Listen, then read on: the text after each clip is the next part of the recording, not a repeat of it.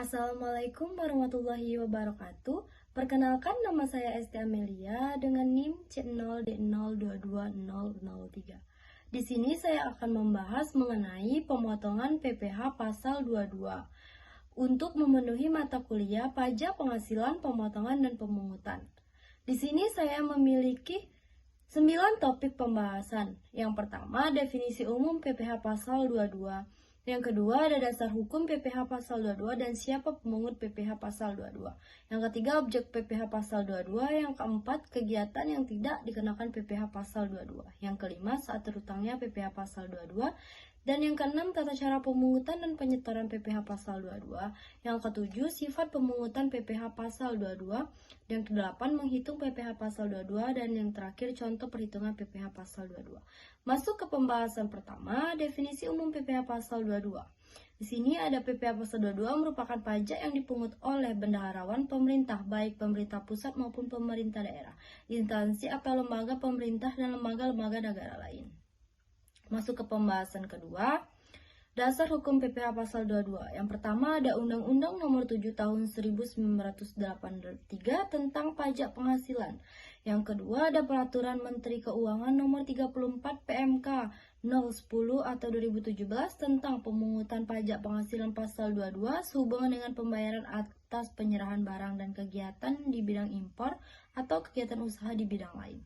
Pemungutan PPh pasal 22 yang pertama bendaharawan pemerintah pusat atau daerah, yang kedua badan-badan tertentu baik badan pemerintah maupun swasta, yang ketiga ada wajib pajak badan tertentu untuk memungut pajak dari pembeli atas penjualan barang yang tergolong sangat mewah. Masuk ke pembahasan keempat, ada kegiatan yang tidak dikenakan PPh pasal 22. Yang pertama, impor barang atau penyerangan barang yang berdasarkan ketentuan peraturan perundang-undangan tidak terutang pajak penghasilan. Yang kedua, impor barang yang dibebaskan dari pungutan bea masuk atau pajak pertambahan nilai. Yang ketiga, impor sementara jika pada waktu impornya nyata-nyata dimaksudkan untuk diekspor kembali. Yang keempat, impor kembali atau reimpor. Yang kelima, pembayaran yang dilakukan oleh pemungut pajak sebagaimana dimaksud dalam pasal 1 ayat 1 huruf C, huruf D, huruf E, huruf I, dan huruf J. Yang keenam, impor emas batangan yang akan diproses untuk menghasilkan barang perhiasan dari emas untuk tujuan ekspor. Yang ketujuh, pembayaran untuk pembelian barang sehubungan dengan penggunaan dana bantuan operasional sekolah. Yang kedelapan, penjualan kendaraan bermotor di dalam negeri yang dilakukan oleh industri otomotif. Yang kesembilan, penjualan emas batangan oleh badan usaha yang melabuhkan penjualan emas batangan sebagaimana dimaksud dalam pasal 1 ayat 1 huruf K kepada Bank Indonesia. Yang terakhir, pembelian gabah dan atau beras oleh perusahaan umum badan usaha logistik. Masuk ke pembahasan kelima, di sini ada saat terutangnya PPh pasal 22. Contoh yang pertama, PPh pasal 22 atas impor barang.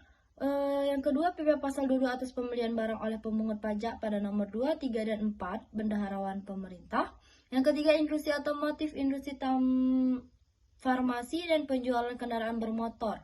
Yang keempat, PPh pasal 22 atas penjualan bahan bakar minyak. Yang kelima, PPh pasal 22 atas pembelian bahan-bahan dan pedagang pengumpul. Yang atas impor barang, terutangnya dan dilunasi bersamaan dengan saat pembayaran bea masuk. Jika pembayaran bea masuk ditunda atau dibebaskan PPh pasal 22, terutang dan dilunasi pada saat penyelesaian dokumen pemberitahuan impor barang. Yang kedua, terutangnya dan dipungut pada saat pembayaran. Yang ketiga, terutang dan dipungut pada saat penjualan. Yang keempat, terutang dan dipungut pada saat penerbitan surat perintah pengeluaran barang. Yang terakhir, terutang dan dipungut pada saat pembelian. Masuk ke pembahasan ke-6, tata cara pemungutan dan penyetoran PPh pasal 22. Yang pertama, pemungutan PPh pasal 2 atas impor barang. Penyetorannya dilaksanakan dengan cara penyetoran oleh impor yang bersangkutan atau Direktorat Jenderal Bea Cukai ke Kas Negara melalui kantor pos. Yang kedua, pemungutan PPh pasal 22 oleh pemungut pajak, bendahara pemerintah, kuasa pengguna anggaran, bendahara pengeluaran, pejabat penerbit surat perintah membayar atas delegasi KPA.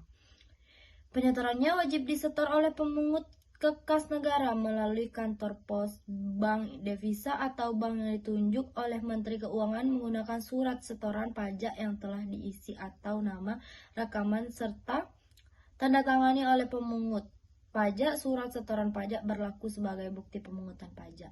Yang ketiga, pemungut PPh pasal 22 oleh pemungut pajak. ada badan usaha milik negara tertentu atau badan usaha yang bergerak dalam industri semen, kertas, otomotif, baja, dan farmasi. Ada agen tunggal pemegang merek atau produsen atas importir bahan bakar minyak. Ada industri dan eksportir yang bergerak di sektor perkebunan, pertanian, peternakan, dan perikanan. Penyetor wajib oleh pemungut kekas negara melalui kantor pos, bank devisa, atau bank yang ditunjuk oleh Menteri Keuangan menggunakan surat setoran pajak. Pemungut pajak wajib menerbitkan bukti pemungut pajak rangkap 3. Lanjut ke pembahasan ke-7, sifat pemungutan PPh pasal 22. Pemungut PPh pasal 22 dapat bersifat final dan tidak final. Pemungut pajak bersifat final artinya pajak yang telah dibayar oleh wajib pajak melalui penggunaan pemungutan oleh pihak lain dalam tahun berjalan tersebut dapat dikreditkan pada total PPh yang terutang pada akhir suatu tahun saat pengisian SPT tahunan PPh. Sebaliknya, pemungutan pajak bersifat tidak final berarti pajak yang sudah dipungut oleh pemungut atau dibayarkan dapat dikreditkan atau diperhitungkan sebagai pembayaran pajak penghasilan dalam tahun berjalan oleh wajib pajak yang dipungut. Masuk ke pembahasan ke-8, menghitung PPh pasal 22. PPh pasal 22 dihitung dengan mengalihkan tarif dan dasar pengenaan pajak. Dasar pengenaan pajak dalam PPh pasal 22 meliputi nilai impor, nilai ekspor, dan harga beli atas pembelian barang oleh instansi tertentu atau harga jual atas penjualan hasil produksi oleh usaha bidang tertentu. PPh pasal 22 sama dengan tarif dikali dasar pengenaan pajak. Masuk ke pembahasan terakhir, contoh perhitungan PPh pasal 22. Yang pertama, hasil produksi migas. PT AAA selaku produsen bahan bakar minyak gas dan pelumas menyerahkan bahan bakar minyak senilai 900.000 tidak termasuk PPN kepada PT BBB yang merupakan bukan perusahaan SPBU, maka PPh pasal 22 yang dipungut adalah pajak penghasilan pasal 22 atas penyerahan hasil produksi migas, tarif PPh 22 hasil produksi migas dikali nilai jual, 0,3% dikali 900 juta, sama dengan 2.700.000. Contoh kedua, contoh PPh pasal 22 atas pembelian bahan untuk industri. Berikut PT AA merupakan perusahaan tekstil dan membeli bahan untuk tekstil untuk produksinya yang disetor dari pedagang pengepul CVBB senilai 300 juta. Perhitungan PPh pasal 22 atas pembelian industri adalah tarif PPh pasal 22 atas pembelian bahan industri dikali harga pembelian 0,25% dikali 300 juta sama dengan 740.000. Contoh yang terakhir, PPh pasal 22 atas impor komoditas. Berikut PT BB mengimpor gandum dari Australia dengan harga faktur 250 US dollar. Biaya asuransi sebesar 2% dari nilai faktur dan biaya angkut sebesar 8% dari nilai faktur.